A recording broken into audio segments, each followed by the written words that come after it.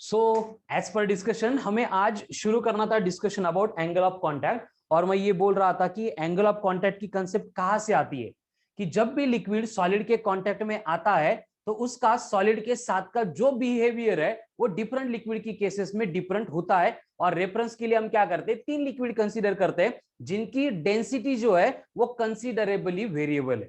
जैसे कि मर्क्यूरी है, हाई डेंस है, केरोसिन है, सबसे कम डेंसिटी है, एंड वाटर है उसके इंटरमीडिएट है। ठीक है, तो इनका बिहेवियर कैसे चेंज होता है एंड क्यों चेंज होता है, इससे रिलेटेड हम कुछ बातें यहाँ पे डिस्कस करने वाले। ठीक है, तो देखो कंडीशन क्या होती है कि जब कभी भी आपको बोला जाएगा कि एक सॉलिड है एंड ये सॉलिड के कांटेक्ट में इस तरह से हमने क्या किया है, एक लिक्विड को प्लेस किया है, मतलब कंडीशन क्या होगी एंगल ऑफ कांटेक्ट में, compulsory when liquid is in contact with solid, when liquid is in contact with solid. जब भी लिक्विड सॉलिड के कांटेक्ट में होगा तभी ये कंसेप्ट एप्लीकेबल है, मतलब ये कंडीशन हो गई एंगल ऑफ कांटेक्ट के लिए। तो अब क्या होगा, देखो कि जब भी लिक्विड सॉलिड के कांटेक्ट में है तो हम क्या करेंगे, यहाँ पे कांटेक्ट में जो मॉलिक्यूल प्रेजेंट है उस मॉलिक्यूल को यहाँ पे कंसीडर करेंगे। ठीक है, तो यहाँ पे जो मॉलिक्यूल आपको दिख रहा है ये मॉलिक्यूल लिक्विड का है जो सॉलिड के कांटेक्ट में आ चुका है। अब कंडीशन क्या होगी, देखो जो मॉलिक्यूल मैंने स्क्रीन पे अभी शो किया है वो मॉलिक्यूल लिक्विड के कांटेक्ट में है, तो इसके ऊपर कौन से फोर्सेस एक्ट होंगे ये हम यहाँ पे देखने वाले हैं। ठीक है, तो ये कंडीशन तो मालूम हो गई कि जब सॉलिड लिक्विड के कांटेक्ट में होता है तभी ये पार्ट एप्लीकेबल है। तो उस केस में forces acting on a molecule, forces acting on a molecule which is in contact with solid। एकदम सिंपल कंसेप्ट है देखो, लेकिन थोड़ी सी नई कंसेप्ट है तो समझने के लिए टाइम लग सकता है। एकदम सिंपल तरीके से मैं यहाँ पे एक्सप्लेन कर रहा हूं कि जो लिक्विड का मॉलिक्यूल सॉलिड के कांटेक्ट में है उसके ऊपर एक्ट होने वाले फोर्सेस की यहाँ पे बात हो रही है। तो सबसे पहले देखो क्या होगा, यहाँ पे कौन से फोर्स एक्ट होंगे, कहीं पे भी हम देखते हैं फोर्स की बात आ गई फिजिक्स में तो हम इसको छोड़ ही नहीं सकते। सबसे पहले हमें कंसिडर करना पड़ता है उसका वेट। अब ये वेट कितना होता है, mass into acceleration due to gravity, जो ऑलवेज एक्ट होगा इन वर्टिकली डाउनवर्ड डायरेक्शन। जो लिक्विड मॉलिक्यूल का वेट होगा it will always act in vertically downward direction, मतलब ये बन गया उसका वेट। अब दूसरा फोर्स यहां पे आएगा, फोर्स जिसको अपन एडेसिव फोर्स बोलेंगे। ठीक है, adhesive force due to air, मतलब कि ये लिक्विड एंड इस साइड में जो एयर के मॉलिक्यूल है इनकी वजह से यहाँ पे एक फोर्स एक्ट होगा जिसको मैं F1 बोल रहा हूं। एंड ये एडेसिव क्यों हुआ, क्योंकि ये force of attraction between liquid का मॉलिक्यूल एंड एयर का मॉलिक्यूल। उसके साथ में तीसरा फोर्स कौन सा होगा, आप अभी बोल सकते हो कि ये सॉलिड के मॉलिक्यूल्स जो है इसके ऊपर फोर्स एक्सर्ट करेंगे F2, यानी यहाँ पे और एक फोर्स आएगा जिसको हम कंसिडर करेंगे कौन सा फोर्स, फिर से एडेसिव फोर्स। और ये एडेसिव फोर्स कौन अप्लाई कर रहा है, due two molecules of solid, और इसको हम कंसीडर कर रहे हैं F2, इसको हमने बोला है F1। एंड और एक फोर्स यहाँ पे एक्ट होगा कि ये लिक्विड के खुद के मॉलिक्यूल है वो भी इसको अट्रैक्ट करेंगे तो ये बनेगा F3। तो यहाँ पे F3 वाला फोर्स आ गया, मतलब ये कौन सा फोर्स है, एडेसिव नहीं है, ये बन गया cohesive force due to liquid के मॉलिक्यूल, जो भी लिक्विड दिया जाएगा उस लिक्विड के मॉलिक्यूल। ठीक है, चलो बोर्ड पे डायग्राम है, डायग्राम का एक्सप्लेनेशन बाजू में लिखा है, ध्यान से देखो क्या हो रहा है बोर्ड पे, समझ में आ रहा है क्या। एकदम सिंपल कंसेप्ट है कि जब भी कोई भी लिक्विड का मॉलिक्यूल इस तरह से सॉलिड के कांटेक्ट में आ जाएगा तो उसके ऊपर कंपलसरी चार फोर्सेस एक्ट होंगे। पहला उसका वेट होगा जो वर्टिकली डाउनवर्ड एक्ट होगा, दूसरा एडेसिव फोर्स होगा ड्यू टू एयर के मॉलिक्यूल, तीसरा एडेसिव फोर्स होगा ड्यू टू सॉलिड के molecule, and last one cohesive force होगा ड्यू टू खुद के मतलब लिक्विड के मॉलिक्यूल। ठीक है, इज दैट क्लियर, चारों फोर्सेस क्लियर है सबको। चलो कमन फास्ट, यस और नो। ठीक है, टाइप करने के लिए टाइम लगता है तो मैं अभी आपको माइक अनम्यूट करने को बोलता हूं, बस नॉइज नहीं आना चाहिए इसलिए माइक को जो है बोल के हो गया फिर से म्यूट करते जाओ, ठीक है ना। सबको क्लियर है, कमन फास्ट, यस।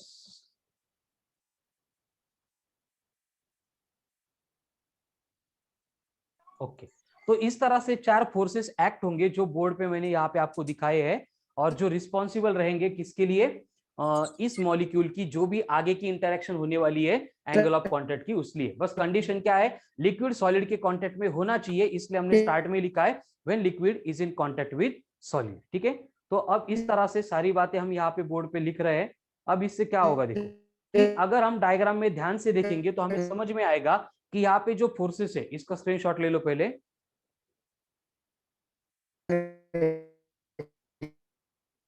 ठीक है, इसका स्क्रीनशॉट लिया सबने। अब होगा क्या, यहां पे देखो, जो 4 फोर्सेस मैंने एक्सप्लेन किए थे उसमें से फर्स्ट 2 फोर्सेस जो है कौन से है, एक पहला वाला वेट एंड दूसरा वाला adhesive force due to liquid के एयर के मॉलिक्यूल। अब हम बात कर रहे हैं लिक्विड के एक मॉलिक्यूल की। अब उस मॉलिक्यूल का जो वेट है वो इतना कम होगा कि हम उसको निग्लेक्ट कर देंगे, क्योंकि मास कंसिडरेबल नहीं है, इसलिए वेट भी क्या होगा, कंसिडरेबल नहीं होगा। सेम वे एयर की density as compare to as that of solid and liquid एकदम लेस है। उससे क्या होगा कि जो एडहेसिव फोर्स है ड्यू टू एयर के मॉलिक्यूल वो भी एकदम कम होगा और हमें उसको निग्लेक्ट करना पड़ेगा। ठीक है, तो हम यहाँ पे ये दोनों फोर्सेस जो है उनको निग्लेक्ट करेंगे, तो कंडीशन क्या बनेगी देखो। अब मैं ये स्टेटमेंट लिख के नहीं दे रहा हूं, मैंने बोला है उसको आप नोट डाउन कर लो कि as mass of the liquid molecule is very less, hence force due to its weight is negligible. दूसरा, density of air molecule is very small as compare to that of liquid and solid, hence जो force adhesive force होगा due to air molecule हम उसको भी neglect कर देंगे। ठीक है, अब इसको निग्लेक्ट करने के बाद हमें यहां पे समझ में आता है therefore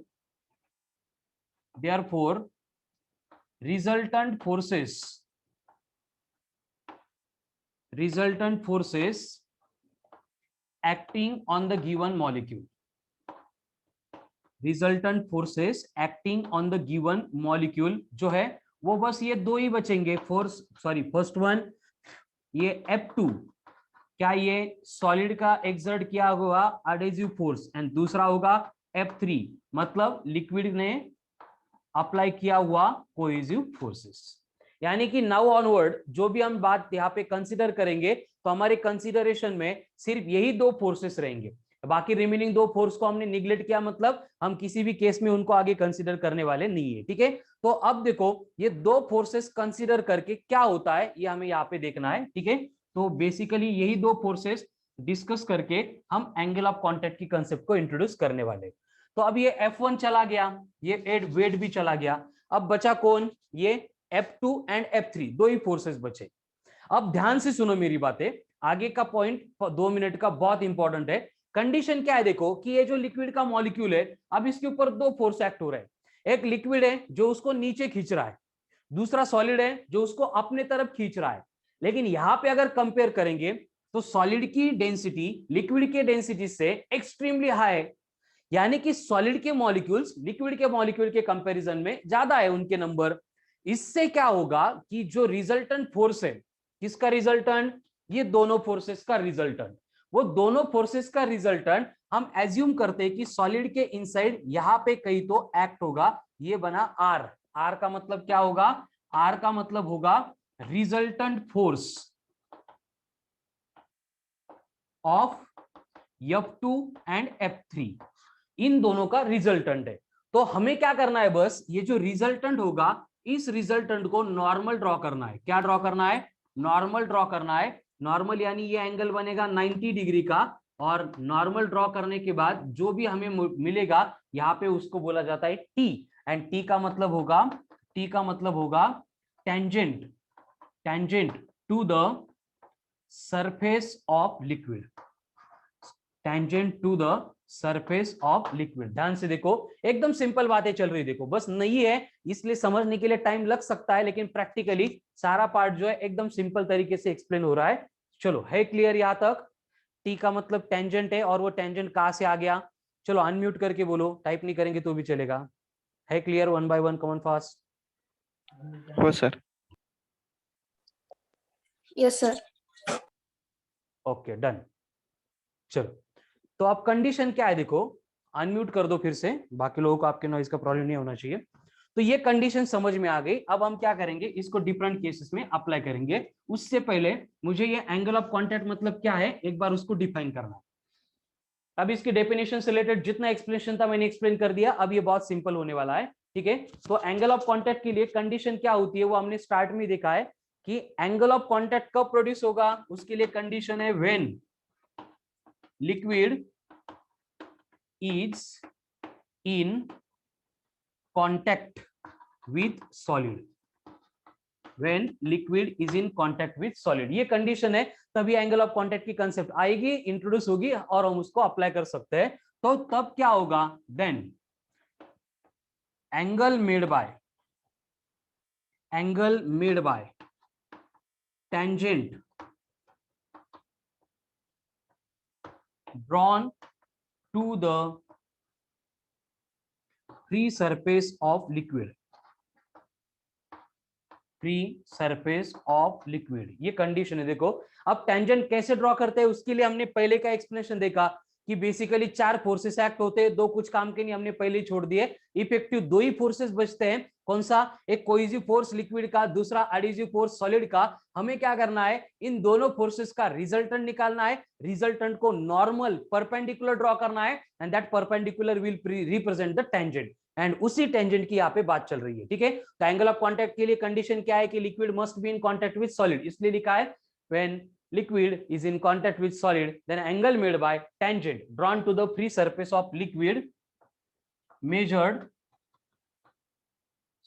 angle made by tangent drawn to the free surface of liquid with surface of solid and measured inside the liquid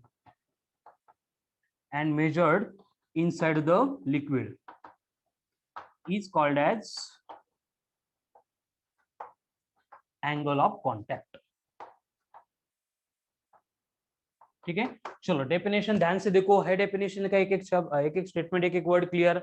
कौन फास्ट बोलो, सब क्लियर है?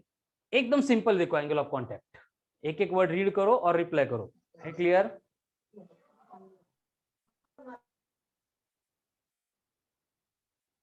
चलो क्लियर है सबको? Very good Manmath. Simple concept है, सब लोग देखो क्या है। कंडीशन क्या होती है कि जब लिक्विड सॉलिड के कांटेक्ट में होगा, पहली बात, तब हमें क्या करना है, टेंजेंट ड्रॉ करना है। अब टेंजेंट कैसे ड्रॉ करते हैं उसके लिए पूरा पार्ट एक्सप्लेनेशन देखा। अब ये टेंजेंट सॉलिड के साथ जो एंगल बनाएगा इनसाइड द लिक्विड, वो बनेगा एंगल ऑफ कांटेक्ट, खत्म।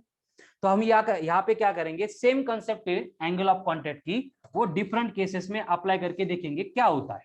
जैसे मैंने बोला है कि रेफरेंस के लिए अपन क्या करते हैं, 3 लिक्विड लेते हैं, एक केरोसिन की केस, एक वाटर की केस एंड एक मर्क्यूरी की केस। तो फर्स्ट ऑफ ऑल अगर बात केरोसिन की करेंगे, केरोसिन म्हणजे रॉकेल, केरोसिन मतलब रॉकेल, मालूम है सबको? केरोसिन मालूम है? यस और नो? वेरी गुड, ठीक है। मालूम है नहीं मालूम है कोई फर्क नहीं पड़ता।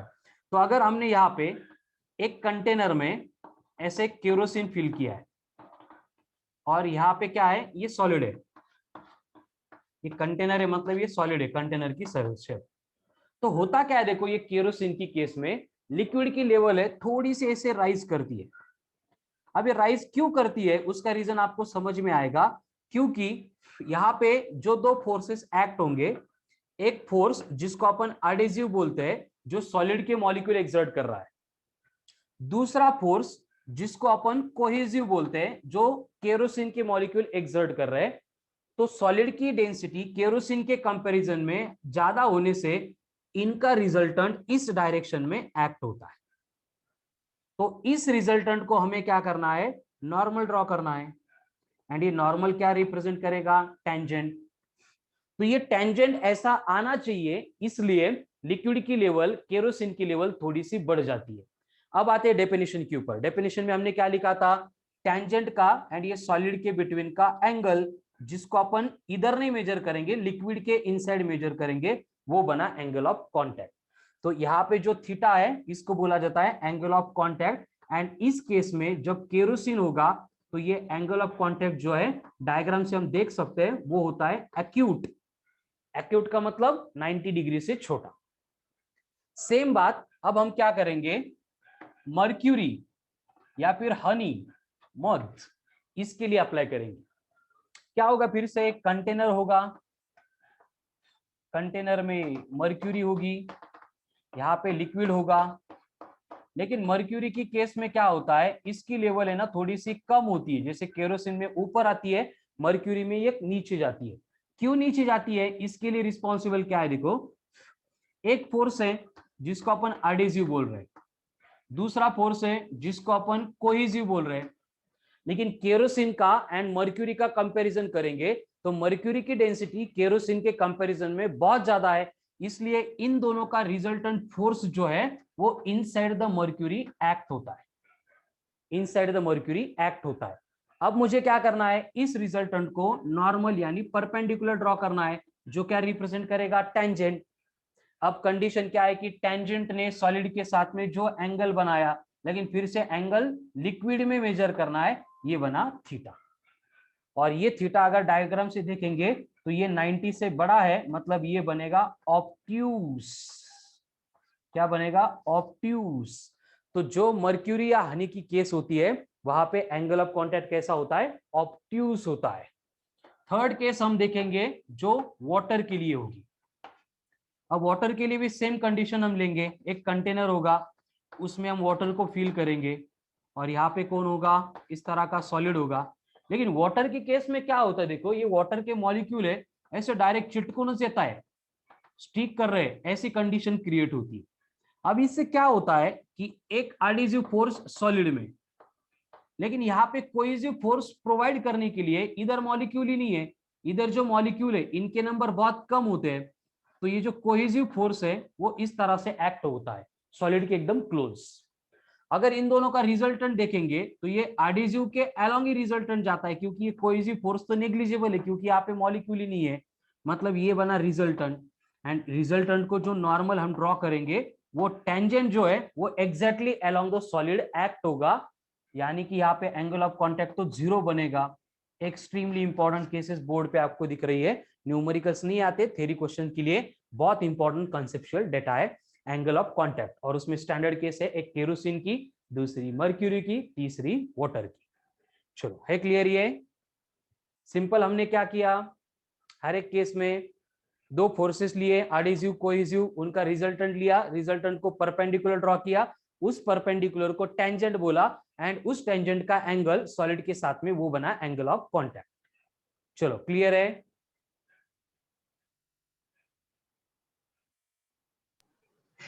Yes sir.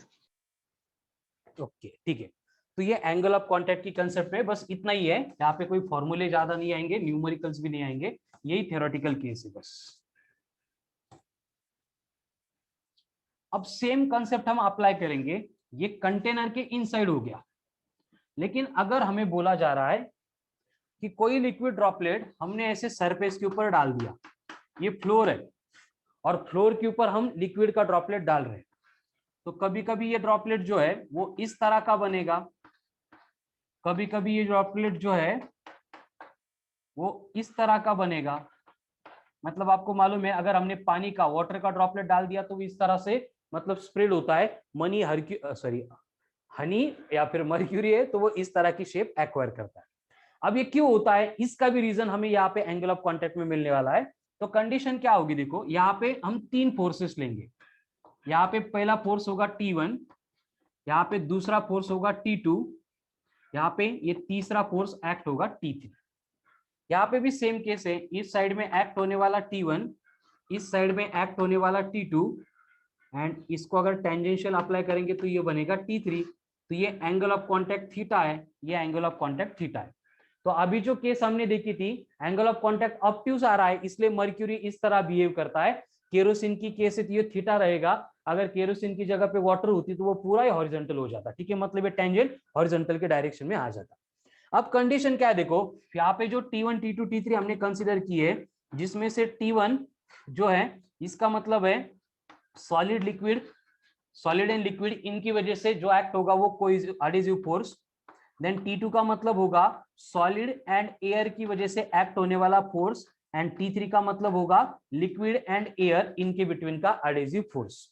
जो डायग्राम में मैंने T1 T2 T3 शो की है, इनकी मीनिंग देखो, SL मतलब सॉलिड लिक्विड, SA मतलब सॉलिड एयर, LA मतलब लिक्विड एयर इंटरफेस। अब क्या होगा देखो, इस तरह के फोर्सेस एक्ट होते हैं, तो उसमें अगर मैं ये T3 का कंपोनेंट लूंगा, अभी सब लोगों को मालूम है थीटा का एडजेसेंट कंपोनेंट जो हॉरिजॉन्टल डायरेक्शन में आएगा वो होता है कॉस ऑफ थीटा। यहाँ पे भी मैं इसका T3 का कंपोनेंट लूंगा, थीटा का एडजेसेंट, तो ये बनेगा T3 कॉस ऑफ थीटा। अब डायग्राम से अगर देखेंगे तो हमें समझ में आता है कि T2 इधर एक्ट हो रहा है लेफ्ट में, उसको बैलेंस करने के लिए कौन है, एक T1 है एंड दूसरा कौन है, T3 कॉस ऑफ थीटा। अब ये दूसरा जो कंपोनेंट आएगा अपवर्ड T3 साइन थीटा, इसको वेट बैलेंस करेगा, इक्विलिब्रियम आ रहा है, इसको हम इसलिए हम उसको कंसीडर नहीं कर रहे। तो यहाँ पे T2 इज इक्वल्स टू बना T1 plus T3 cos of theta, यानी मुझे यहाँ पे cos of theta is equals to क्या मिलेगा, T2 minus T1 upon T3। तो यहां से हम डिफरेंट कंडीशन देख सकते हैं कि एक्चुअल लिक्विड ड्रॉपलेट कैसे बिहेव करेगा। देखो one by one. First case में अगर आपको बोला जा रहा है कि T2 ग्रेटर देन T1 है एंड T2 माइनस T1 ये ग्रेटर देन T3 है, इसका मतलब क्या होगा, T2 अगर T1 से बड़ा है मतलब न्यूमरेटर में पॉजिटिव नंबर आएगा, और पॉजिटिव नंबर आने के बाद अगर ये सब्सट्रैक्शन T3 से बड़ी है, जैसे ये सब्सट्रैक्शन 10 है एंड T3 2 है, तो ये 10/2 आएगा, तो कॉस थीटा आ रहा है 5। लेकिन हमें मालूम है कि साइन एंड कॉस की जो वैल्यू होती है वो 1 से बड़ी कभी हो ही नहीं सकती, क्योंकि हाइपोटेन्यूस ऑलवेज बड़ा होता है, यानी कि ये केस पॉसिबल नहीं है। ठीक है, ये क्या बना, इम्पॉसिबल, ये हो ही नहीं सकता। सेकंड केस में क्या होगा कि T2 ग्रेटर देन T1 रहेगा और T2 माइनस T1 है ये छोटा हो जाएगा T3 से, यानी कि यहाँ पे जो कॉस ऑफ थीटा है ये पॉजिटिव आएगा, और पॉजिटिव नंबर है और वो भी लेस देन 90 है, सॉरी पॉजिटिव नंबर है एंड लेस देन 0.1 है, इसलिए कॉस की जो वैल्यू है कॉस 0 से लेके कॉस ऑफ 90 तक जो वैल्यूज आती है वो पॉजिटिव होती है एंड लेस देन 1 होती है। इसका मतलब यहाँ पे जो एंगल होगा वो एक्यूट होगा, मतलब इस तरह की कंडीशन लिक्विड ड्रॉपलेट की हमें मिलेगी। ठीक है, ये सेकंड केस हो गई। यहाँ पे और एक केस हम देख सकते हैं, थर्ड केस, जिसमें क्या होगा, T2 लेस देन T1 होगा एंड T2 माइनस T1 ये जो है वो कम होगा, लेस होगा T3 से। अगर T2 लेस देन T1 है, इसका मतलब न्यूमरेटर निगेटिव आ रहा है, न्यूमरेटर निगेटिव आ रहा है, इसका मतलब क्या होगा कि cos थीटा की वैल्यू जो है वो 90 टू 180 होगी। जैसे cos 0 टू cos 90 सारे पॉजिटिव नंबर है, वैसे cos 90 टू cos 180 सारे निगेटिव नंबर है, यानी यहाँ पे जो एंगल मुझे मिलेगा वो क्या रहेगा, ऑब्ट्यूज रहेगा। ठीक है, यहाँ पे जो नंबर मिलेगा वो क्या रहेगा, ऑब्ट्यूज रहेगा। एंड ये ऑब्ट्यूज बनेगा मतलब इस तरह से ये मॉलिक्यूल क्या करने वाला है, बिहेव करने वाला है। ठीक है, और इसमें और एक केस बची है जिसमें हम कंसीडर करते हैं कि अगर, यहाँ पे लिखता हूं थर्ड के बाद में फोर्थ केस, कि अगर T2 is greater than T1 है, देन T2 माइनस T1 ये एग्जैक्टली इक्वल टू T3 है। ठीक है, T2 ग्रेटर देन T1 है and T2 minus T1 exactly equal to T3 है, तो इसका मतलब क्या होगा, इसका मतलब होगा cos थीटा इक्वल्स टू 1 आएगा, and cos theta is equals to 1 आ गया मतलब थीटा इक्वल्स टू 0 हो जाएगा। तो ये एंगल से, एंगल के कंडीशन के ऊपर से हम देख सकते हैं कि गिवन लिक्विड कौन सा होगा। ठीक है, सारा खेल जो चल रहा है वो इस इक्वेशन से चल रहा है। ठीक है, बाकी क्या है एकदम बेसिक कॉमन सेंस से रिलेटेड पॉइंट से। ठीक है, फिर भी है क्लियर सबको, come on fast. Yes sir. चलो बाकी लोग क्लियर, यस कॉस थीटाचे फॉर्म्युले म्हणून सगळे बरोबर. सो this is all about angle of contact. Angle of contact related कोई भी न्यूमेरिकल्स नहीं आएंगे, बट कंसेप्चुअल पार्ट था, थ्योरेटिकल क्वेश्चंस आएंगे पहले के पार्ट 3 स्टैंडर्ड केस, एंड उसके बाद में ये सारा जो बोर्ड पे एक्सप्लेन हो चुका है। ठीक है, चलो कमन फास्ट इसको कॉपी सॉरी स्क्रीनशॉट करो, ले लो इसका। तो ये हो गया आपका एंगल ऑफ कॉन्टैक्ट। अब टॉपिक का लास्ट पॉइंट बचता है, दैट इज कैपिलैरिटी। कैपिलैरिटी क्या होती है? कैपिलैरिटी आपको मालूम होना चाहिए, कैपिलैरिटी क्या होती है। प्लांट्स, लीव्स, झाड़, झुड़प क्या करते हैं? उनके रूट्स होते हैं, मूल कहां पे होते हैं? जमीन के अंदर, जिनका काम क्या है? पानी, वाटर, मिनरल्स इनको एब्जॉर्ब करना। लेकिन एब्जॉर्ब करने वाले रूट्स होते हैं, लेकिन बेसिकली जो प्लांट्स का या फिर लीव्स का जो भी फूड प्रोसेसिंग का पार्ट है वो कहां पे होता है? फूड प्रोसेसिंग कहां पे होती है? वो फूड प्रोसेसिंग होती है लीव्स में, ट्रीज के। तो ये सारे मिनरल्स, ये सारी वाटर रूट से लेके लीव्स तक आती कहां से है? तो उसको लेके आने के लिए जो एक्शन रिस्पॉन्सिबल है उसको बोला जाता है कैपिलैरिटी। ठीक है, तो कैपिलैरिटी मतलब क्या है अब यहां पे देखेंगे।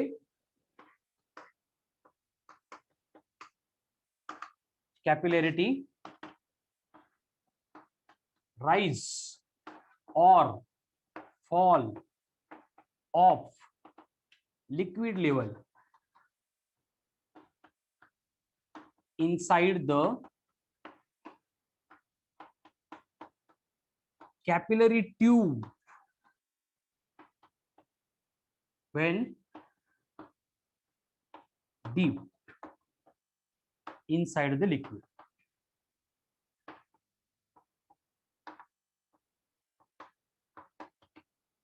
ठीक है, कैपिलरी ट्यूब मतलब क्या होता है? कैपिलरी ट्यूब मतलब एक ग्लास ट्यूब है जिसको क्या होगा? हैविंग वेरी फाइन बोर, छोटा सा होल होगा, उस ग्लास ट्यूब को अपन कैपिलरी ट्यूब बोलते हैं। तो ये कैपिलरी ट्यूब है, इसको जब हम लिक्विड में डीप करते हैं तो क्या होता है? कभी कभी उस कैपिलरी ट्यूब में लिक्विड ऊपर चढ़ता है, या फिर कभी कभी लिक्विड डिप्रेस हो जाता है, खाली जाता है, तो उस फेनोमेनन को बोला जाता है कैपिलैरिटी।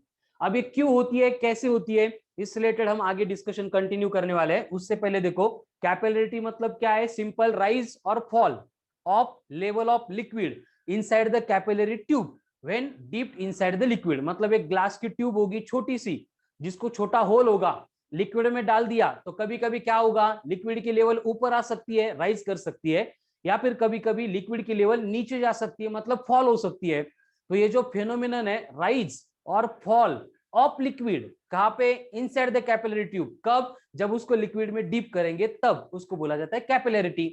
अब इसके एप्लीकेशंस आपको मालूम होगा, एक तो मैंने प्लांट्स के ट्रीज का बोल दिया, लीव्स का बोल दिया, उसके बाद में माउंटेन होता है बड़ा सा, और कभी कभी आप ऑब्जर्व करते हैं कि समर डेज होते हैं, उन्हाळ्याचे दिवस होते हैं, दूर दूर तक कहीं पे पानी नहीं मिलता है, और कहीं पे, मतलब हर एक केस में नहीं होता, कहीं कहीं पे होता है, माउंटेन के ऊपर चढ़ते जाएंगे तो वहां पे हमें दिखाई देता है कि एक छोटा सा, मतलब ऐसे गुफा जैसा कोर बना हुआ होता है, एंड वहां पे वाटर प्रेजेंट है। मतलब नीचे कहीं पे दूर दूर तक पानी नहीं है, एंड माउंटेन के ऊपर वहां पे पानी का थोड़ा सा पॉन्ड छोटा सा दिखाई पड़ता है हमें। तो इतने ऊपर पानी कहां से गया? तो उसके लिए रिस्पॉन्सिबल भी कौन है? ये कैपिलैरिटी का फेनोमेनन है। मतलब ग्राउंड में जो पानी था उसको वो माउंटेन के स्टोन के रॉक के स्ट्रक्चर में जो क्रैक्स जाते हैं, वो क्या करते हैं? एक्शन ऑफ कैपिलैरिटी से नीचे का पानी ऊपर खींचते हैं एंड उस पॉइंट तक वो लेके जाते हैं। ठीक है, सेम वे आपको बायोलॉजी में मालूम होगा कि जो हमें हार्ट अटैक आता है ह्यूमन बीइंग को, उसके लिए रिस्पॉन्सिबल भी सेम फेनोमेनन है कैपिलैरिटी का।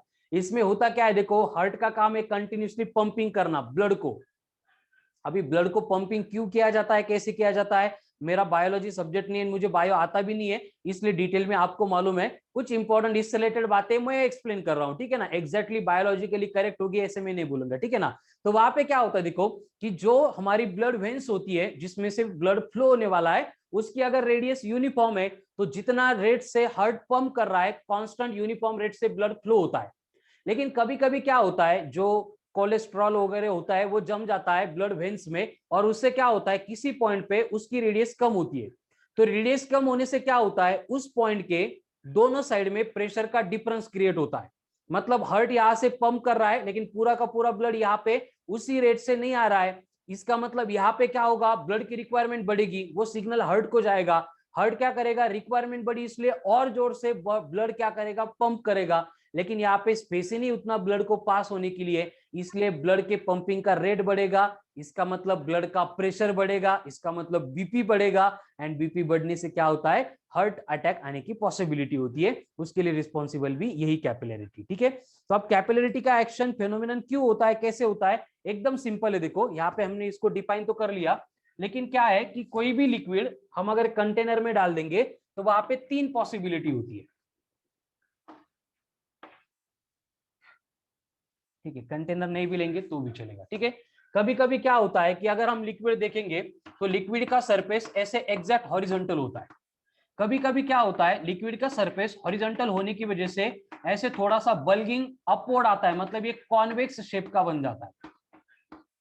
कभी कभी ये जो लिक्विड है इस तरह से ये बल्गिंग इनवर्ड हो जाता है, मतलब ये कॉन्केव शेप का बोला जाता है। ठीक है, ये कॉन्वेक्स है और ये कॉन्केव है, ये शेप से जो हम ऑप्टिक्स में बहुत ज्यादा यूज करते हैं इससे रिलेटेड डेटा, एंड ये जो है वो प्लेन है एकदम। तो अगर मैं हर एक केस में 3 पॉइंट कंसीडर करूंगा, एक ए एक बी, यहाँ पे भी ए, यहाँ पे भी बी, यहाँ पे भी ए, यहाँ पे भी बी।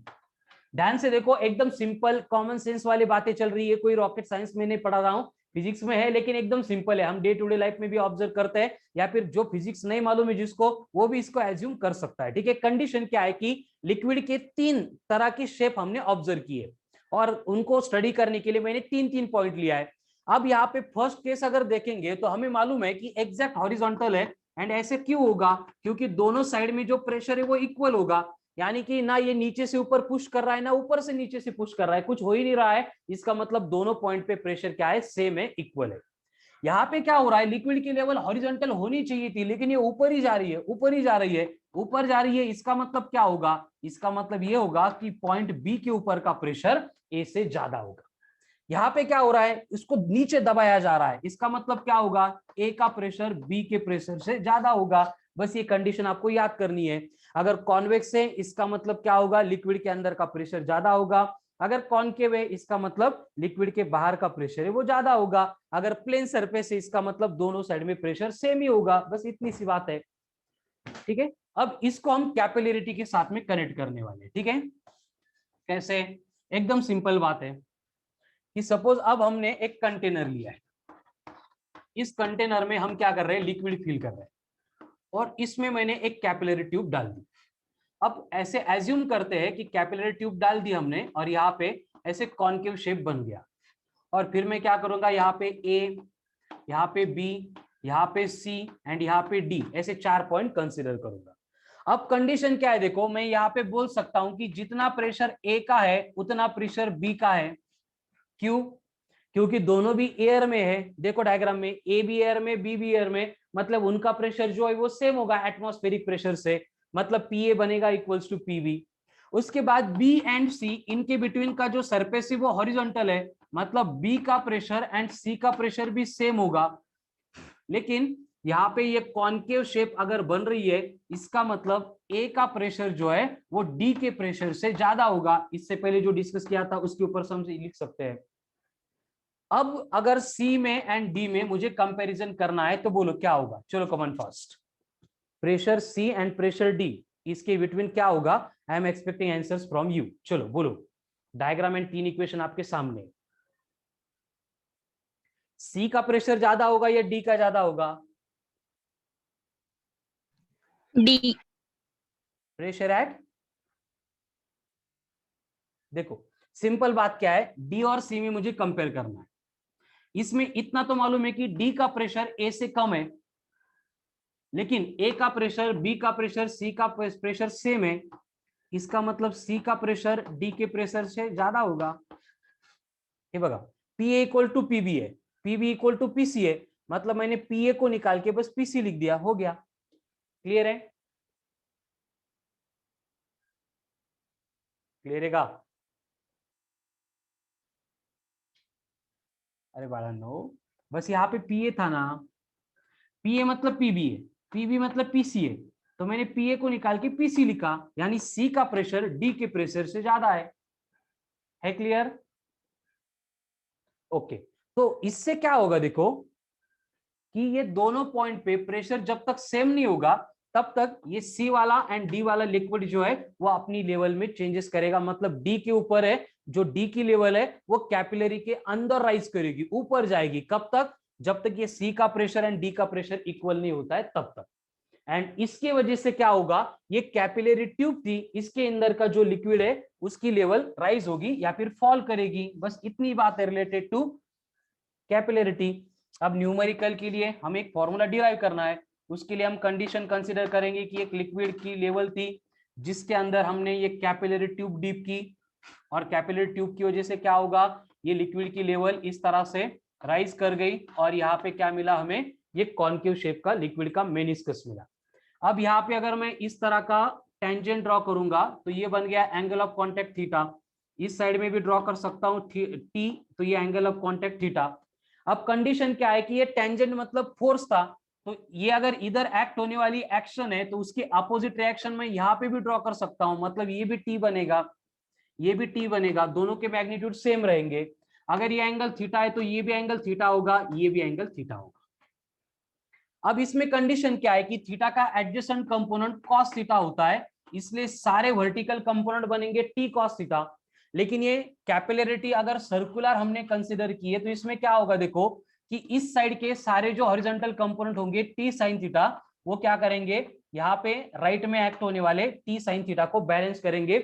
इसलिए कैपिलरी को फोड़ के लिक्विड बाहर नहीं आएगा, एक तो ये ऊपर जाएगा नहीं तो नीचे आएगा, यानी हॉरिजॉन्टल कंपोनेंट का यहाँ पे कोई कंसिडरेशन नहीं होगा। तो अगर हम किसी भी एक पर्टिकुलर पॉइंट पे कंसीडर करेंगे तो यहाँ पे हो रहा है क्या है कि पूरे सरकमफेरेंस के अलोंग अगर देखेंगे तो ऐसे पूरे लिक्विड को ऊपर खींचा जा रहा है। और ये ऊपर खींचने का वाला फोर्स कौन है, एक तो सरकमफेरेंस सारे पॉइंट पे, इसलिए into T cos of theta. ये क्या हो रहा है, वर्टिकली अपवर्ड फोर्स एक्ट हो रहा है। ठीक है, वर्टिकली अपवर्ड फोर्स एक्ट हो रहा है। लेकिन ऐसा नहीं कि लिक्विड ऐसे कैपिलरी से निकल के जा रहा है आसमान तक, इंफिनिटी तक, ऐसे नहीं हो रहा है। थोड़ी सी लेवल राइज करके वो रुक रहा है। इसका मतलब इसको बैलेंस करने के लिए रिस्पॉन्सिबल कौन होगा, वेट, यानी mg। मास का मतलब density into volume into G. Volume का मतलब क्या होगा, pi r square into h, cylinder है ना, तो ये हाइट होगी यहां से यहां तक की h, इसकी रेडियस होगी r। ये क्या बनेगा, वर्टिकली डाउनवर्ड फोर्स बनेगा। अगर ये vertically upward force and vertically downward force मिल गए और हमें मालूम है ये अगर एक दूसरे को बैलेंस कर रहे हैं तो कंडीशन क्या होगी कि 2 pi r into T cos of theta will be equals to होगा रो इंटू पाई आर का square into h into g. तो यहाँ पे pi pi r r cancel होके अगर मुझे टी चाहिए, टी का मतलब सरफेस टेंशन चाहिए, तो ये बनेगा rho h g into r divided by 2 into cos of theta. तो ये बन गया expression for surface tension inside the capillary tube. अब इसके ऊपर से मुझे सरफेस टेंशन कैलकुलेट करना है या फिर रेडियस कैलकुलेट करनी है या फिर हाइट कैलकुलेट करना है या फिर एंगल ऑफ कांटेक्ट करना है, कैलकुलेट करना है, तो सारे इक्वेशंस मतलब सारे न्यूमेरिकल सॉल्व होंगे एक फॉर्मूले को मॉडिफाई करके। समझ रहे हैं आप, तो एक ही फॉर्मूला है, इसमें इंटरचेंज करेंगे तो हमें रिक्वायर्ड आंसर्स मिलेंगे। और इसके ऊपर से सबसे इंपॉर्टेंट कंक्लूजन हमें यहाँ पे मिलते हैं कि R एंड H मल्टीप्लीकेशन में है, इसका मतलब R प्रोपोर्शनल टू 1/H है। जितनी रेडियस ज्यादा होगी उतनी हाइट कम रहेगी। ठीक है, देन बाकी रिलेशंस तो आप इक्वेशन के ऊपर से लिख सकते हैं। सबसे इंपॉर्टेंट पॉइंट है R प्रोपोर्शनल टू 1/H। ठीक है, एंड कहीं पे अगर आपको बोला गया है कि कैपिलरी ट्यूब वर्टिकल नहीं थी, ऐसे इंक्लाइन रखी है और ये एंगल अगर अल्फा है, तो इंक्लाइन की केस में उसकी लिक्विड की लेवल जो भी राइज करेगी उसके लिए फॉर्मूला बनेगा H dash equal to H upon cos of alpha. ठीक है, H मतलब इधर की इंक्रीज होने वाली, ये अल्फा है तो ये H होगा एंड ये H डैश होगा। ठीक है, तो इंक्लाइन कैपिलरी में राइज होने वाली लिक्विड की लेवल अगर चाहिए तो उसके लिए रिलेशन बनेगा H dash equal to H upon cos of alpha. Finished. This is all about capillarity and capillary action.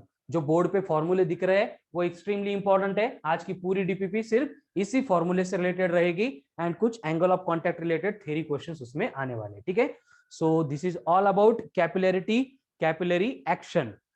ठीक है, सो सेम पैटर्न होगा, डीपीपी आएगी, डाउट सेशन होगा, then test will be there. Clear है सबको फिर? Yes sir. चलो ठीक है, तो मैं डीपीपी सेंड करता हूं, उसके बाद लग जाओ काम पे। आज पण आहे सर टेस्ट? रोज असते